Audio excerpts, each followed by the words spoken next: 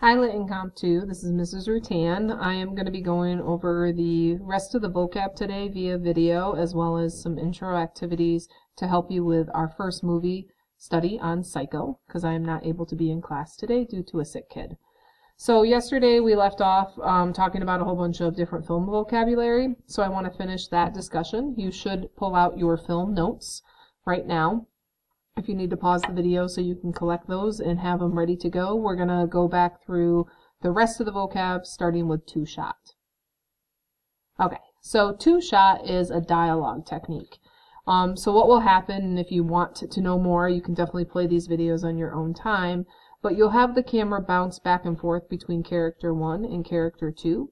Right here, that 70s show is another good example where it does a two-shot. It's more than a two-shot in this one because usually the guys are all in a circle or the crew is all in a circle. But what will happen is it will go to one character and then it will shoot to another character back and forth, or it kind of moves back and forth between the dialogue naturally, courtesy of the shots. So it goes from Bruce Wayne's character talking and then Alfred back and forth. And it helps signify dialogue. You know it's in the same room, you know it's in the same location, but to help you fully process who's talking and what's happening, they will kind of focus in on character 1 and then character 2. Next we have Let's sing with Flashback. So this is a video from, I believe, Band of Brothers. So what happens is you have a military guy who's on a train and he sees a young man on the train with him, and it triggers a flashback, which is action from the past. We've seen this in The Great Gatsby. Usually flashbacks will have a different color, like they'll go black and white, or they'll go sepia, or something will happen so you can kind of see visually that it is a flashback, and whatever flashback is happening, it is important to whatever's happening in the story. It could be important for characterization or conflict. So in this case, what happens is, like I said, I can't play the videos very well on screencast, but what would happen in this video is the military guy sees this young man and it triggers a flashback for the first person he killed or a young man that he killed in World War II in the trenches. Cross-cutting is a cool device. It is basically action that is happening all at the same time but in different locations. So this is a movie called Inception, which is pretty weird. And what happens is, you know, they have different fight sequences in different parts of this character's state of mind or dream sequence. Another really good example is the movie Twister. So what happens in Twister is you have people up at the top of the hill who are fighting the Twister. You have people down here who are doing, you know, record keeping on it, and then you have like the family that's hiding in the cellar. So what happens is you have all the action happening at the exact same moment when the Twister hits, but it's happening in different locations. And they like to do this to build up suspense. Pleasantville has a really nice one where they do a cross-cutting sequence with a storm. And then in Psycho, you'll see a little bit of it as they build up tension of the murders that are taking place. Eyeline Match is kind of reminiscent of two-shot. So what happens is you have a character, it will take a shot of the character, it'll take a shot of something that the character is looking at. It goes back to the character's eye line, and then it shows you what they're focused in on. So the character and then the object they're looking at is implied. So you know that this girl is intently looking at this Venus portrait. And then you decide, why are they looking at it? Is it important? Is it symbolic? Is it, established conflict? Stuff like that. And so eyeline match is just a way to kind of show what the characters are focusing in on.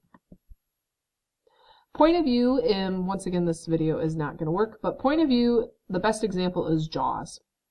So what happens is you become the eyeball, or you become the shark. You take on the perspective of the character or whoever is holding the camera, so to speak, and then you end up, taking on that role. So what happens is, you follow the scene as if you are the actual character at hand. So point of view shots are pretty cool. Diegetic and non-diegetic are some of our final editing devices, but they're related to sound. Diegetic are sounds that the character can hear. So in this scene, what happens is she can hear cars honking, she can hear the police sirens, She can hear her internal thoughts as they play out as she, deals with a bad choice she makes in the movie.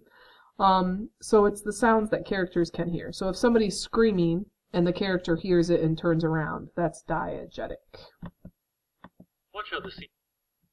Non-diegetic are sounds that the characters cannot hear. So Jaws, for instance, is super famous because of its score, its music, dun dun dun dun dun dun dun dun, and that is sound that's not actually part of the actual real scene, right? It's added later. So sound that the characters cannot hear, background music, a voiceover or narration, those things are more for the audience's enjoyment or for the mood and tone for the audience as opposed to the actual sequence of events happening on the screen. And then dialogue. As we know, dialogue is always important because it's the script and it helps build up the characters, the conflict, or whatever is going on. So the very key dialogue line that's matched with the zoom in of Daisy, Gatsby, what Gatsby, is a pretty key line of dialogue that gets played up as an editing tool. Alright, so we're not going to do this activity. What we're going to do now is move into the actual film analysis number 1, which is going to be Psycho. So take a minute to share out 2 vocab with a classmate. Just kind of pair share and what are some new vocab you like or maybe old vocab that was nice and familiar to revisit. And then we're going to switch into Psycho. So for today's Psycho lesson, we're not going to do the Hitchcock bio. We will do that when I get back. But the goal today is to talk about taking good film vocab related to the vocabulary that you guys have just endured for the last day and a half, and then kind of evaluating what does the director do well and why. So the movie Psycho is going to be one of the first grading components for this unit. You guys will turn in these analysis notes probably Wednesday, maybe, if you guys finish the film between today and tomorrow. And what I want to do is talk a little bit about why I picked Psycho and what Psycho does for, film in general. So Psycho is, it's an older film. It was produced in 1960. It was made by a very famous director named Alfred Hitchcock. He's kind of a creepy man, but he did do some pretty inventive things for cinematography. That will be in his bio shortly when we read it together. But Psycho has several characters. I want to go over some of the key characters that are in the actual movie. And then what will happen is you'll use this note sheet. So it is a chart and it is based on the vocab. And you'll notice up here, it will tell you what is the category. So this is the movie Psycho. The director is Alfred Hitchcock. And then you guys are going to be taking notes in this part of the charting. You're going to write down some of the best examples of lit elements. You're going to write down some of the best examples of cinematic elements, like the costume choices. And I will give you a couple examples in a second. You'll talk about when the frames happen that are really powerful or important. So that's establishing shot, long shot, medium shot, close-up, and mise-en-scene. And then you'll go through camera angles and the rest of it. All right. So what we're going to do right now is we're going to talk about who is in the movie, and you guys could write this stuff in this category right here, and then I will work through some other parts of the chart. So our, I think there's only 4 characters that are kind of the go-to actors and actresses to note. So this is Anthony Perkins is his real name. He plays the role of Norman Bates. He is one of the owners of a hotel or motel that our main character, Marion, ends up landing at. Then we have Marion Crane, played by the actress Janet Leigh. So if you guys know Jamie Lee Curtis, she's pretty famous from Halloween. She's also the Activia yogurt commercial lady. She was in the movie Freaky Friday. This is her mom. So just a fun fact, her mom was in horror and then she ended up doing horror films as well. So you got Marion Crane, who runs into characters like Norman Bates. Lila Crane, played by Vera Miles, is her sister, who shows up in the second half of the film. And then Sam Loomis, who shows up at the beginning, played by John Gavin, is Marion's boyfriend. So what happens is these are some pictures that kind of depict some of the key things in the film. So you could take a second and shoulder share. What do you think is interesting from these pictures and why? Okay, so The creepy old house is pretty famous. It's a house on a hill, which is actually really good low angle. Like the house is always shot from a low angle to make it look more powerful and menacing. This is a classic money story where people steal money and it ends up getting them into trouble. And then, as we have talked about a little bit already, Marion Crane is very famous for the shower scene that is depicted up here. So what happens, this shower scene has been parodied over and over again. We'll look at this tomorrow. This is actually a clip from The Simpsons that we'll look at after you see the shower scene.